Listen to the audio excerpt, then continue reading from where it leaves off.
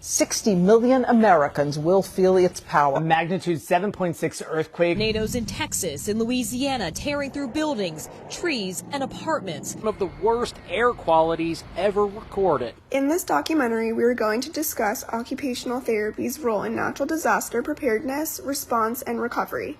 Natural disasters are defined as unpreventable catastrophic events caused by the natural process of the earth, which may be hurricanes, tornadoes, floods, earthquakes, fires, hazardous spills, volcanoes, extreme heat, lightning, tsunami, and wildfires. Natural disasters are capable of affecting all communities and can result in death, loss, great financial burden, and cause extreme impairment to the lives of those affected. These impairments can leave many communities in unlivable conditions with limited access to food and water. These conditions can have long-term implications on mental and physical health. Notable natural disasters that have occurred are Hurricane Sandy and Katrina, the California wildfires, the Oklahoma City tornado, and the Haiti earthquake, all of which left their communities devastated. Natural disasters have severe environmental and public health impacts on the communities they hit. The shock of natural disasters consume entire communities. The most prevalent issue is widespread mental health problems, including shock and grief, and longer-term issues like PTSD, depression, and anxiety due to the loss of victims, homes, businesses, and interrupted routines in people's lives. Along with mental health issues, lifestyle changes and environmental changes occur, including increased risk of communicable diseases, food shortages, hygienic impacts from lost medicine, destroyed infrastructure including hospitals, roads, water lines and gas lines, and sudden and long-term economic damage. This, coupled with power outages, missing shelter, food, water, and the lack of basic medical infrastructure, can dissolve entire communities. Life for these individuals, as they know it, ceases to exist. Robin lost her home when an EF2 tornado struck Rolling Prairie, Indiana in 2003. This is her story. I was kind of on the lookout as I was driving home, and I tried to pull into the driveway and I couldn't. I counted over 23 trees, parked my car, and I walked to the house, and I went in and I looked up and all I saw was stars. Well, first of all, I was really, really upset because I found one of my cats, but I couldn't find the other cat, and it really made me nervous. My first instinct was to pick them up, get them in the car, and leave because I didn't know how the structure was safe or not. Support, just the emotional support of going through a trauma like that. You don't realize what a trauma it is until the next storm pops up and you find yourself like shaking and looking for clouds. And when the tornado warnings go off, you take them seriously. Just use somebody to say it's gonna be okay, here, I'll help you.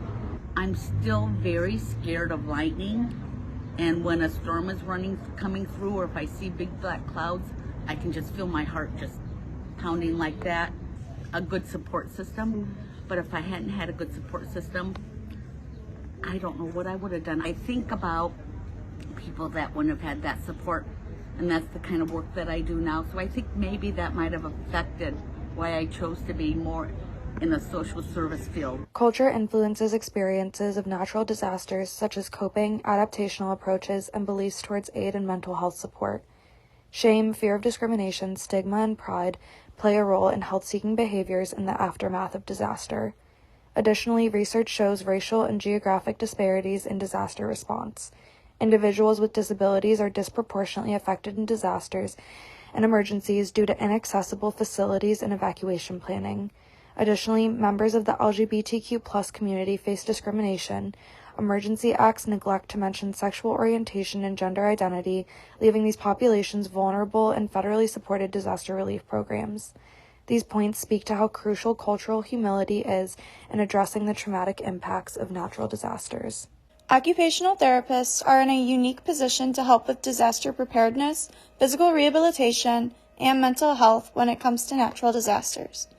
Occupational therapists can provide mental health services in shelters, schools, or community centers as part of a disaster response team.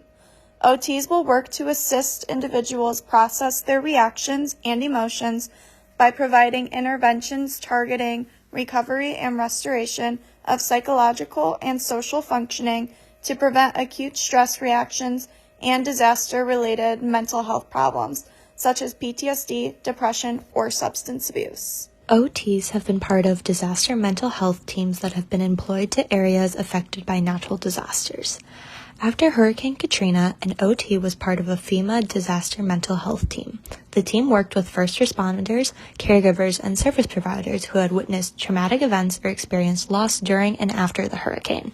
Following the 2004 tsunami in the Indian Ocean, the World Federation of Occupational Therapy released a disaster preparedness and risk reduction manual.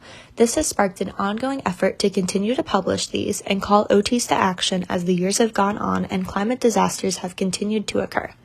This manual talks about how OTs can play roles in disaster management at the personal, community, and international or policy level.